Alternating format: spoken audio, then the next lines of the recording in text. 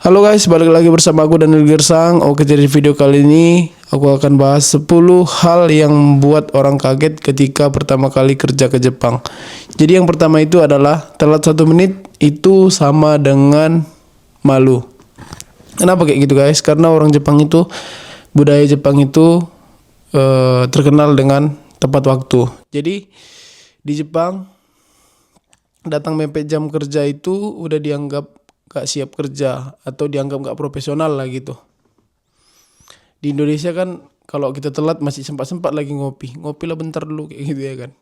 Tapi kalau di Jepang nggak bisa kayak gitu guys, karena memang budaya orang ini patuh terhadap waktu, patuh terhadap peraturan, seperti itu teman-teman.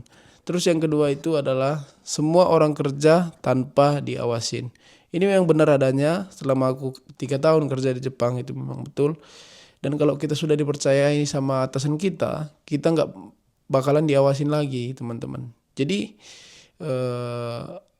ada apa ya? Ada dorongan dari diri kita lah, karena tanggung jawab kita kayak gitu. Bukan karena takut dimarahin atau takut diteriak-teriakin gitu, bukan. Memang karena ada dorongan dari hati kita, udah tanggung jawab nih, harus dikerjain kayak gitu. Seperti itu teman-teman. Terus yang ketiga itu adalah kalau ada meeting ataupun rapat kayak gitu, atau ada acara-acara yang diadakan perusahaan kayak gitu.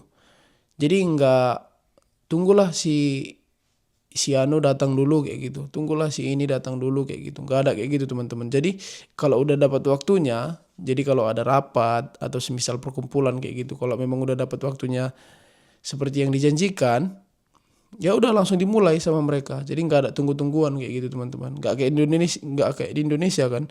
Jadi kayak tunggulah si Anu dulu belum datang, masih di jalan kayak gini. Nggak ada kayak gitu teman-teman. Terus yang selanjutnya itu adalah orang diam tapi kerjaan itu jalan terus. Jadi orang Jepang itu nggak terlalu banyak ngomong ya kalau kerja.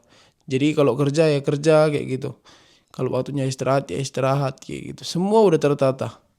Jadi mereka juga kan patuh-patuh sama peraturan gitu teman-teman.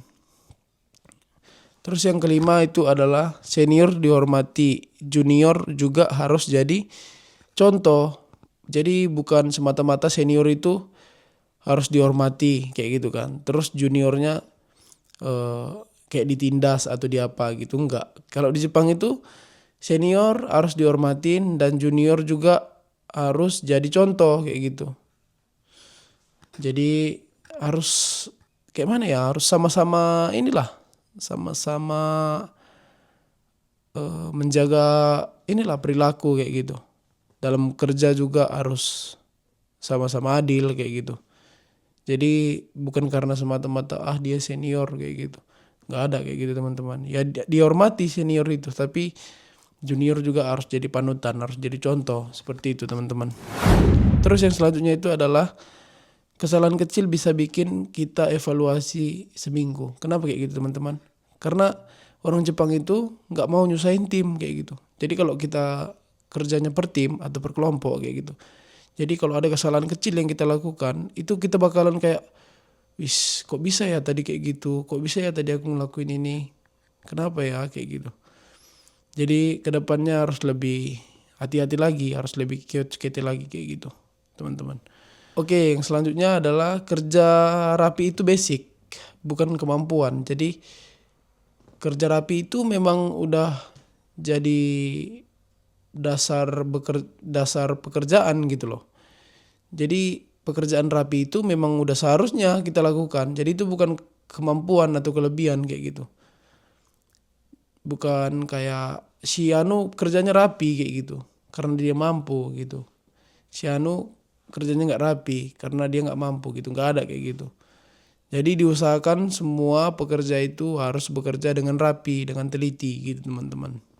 Seperti itu ya teman-teman. Terus yang selanjutnya adalah mereka nggak nunggu mood buat produktif. Jadi meskipun capek, meskipun jenuh, meskipun bosan, meskipun ada masalah, jadi kerjaan itu tetap jalan, tetap harus diselesain. Kayak gitu teman-teman. Semuanya harus diberesin. Jadi produktif itu ngalahin motivasi gitu loh. Karena mereka nggak nunggu mood datang baru dikerjain kayak gitu. Jadi memang udah dari kecil mungkin mereka udah dilatih kayak gitu ya buat produktif teman-teman. Selama aku di Jepang selama 3 tahun itu memang benar adanya seperti itu. Gitu ya teman-teman. Makanya banyak yang ngomong kerja di Jepang itu keras, kerja di Jepang itu berat kayak gitu. Itu bukan karena pekerjaannya ya teman-teman. Itu karena memang standar kita orang Indonesia ini yang kurang gitu loh. Nggak seperti orang Jepang yang siap bekerja seperti itu teman-teman. Jadi inti dari video ini buat teman-teman yang masih berada di Indonesia yang mau kerja ke Jepang, tetap semangat, tetap cari-cari informasi lah sebelum datang ke Jepang itu biar nanti kalian nggak stres ketika kerja di Jepang. Karena kerja di Jepang itu bukan semata-mata cuman mau duitnya doang gitu loh teman-teman. Kita juga harus memang betul-betul siap kerja gitu loh.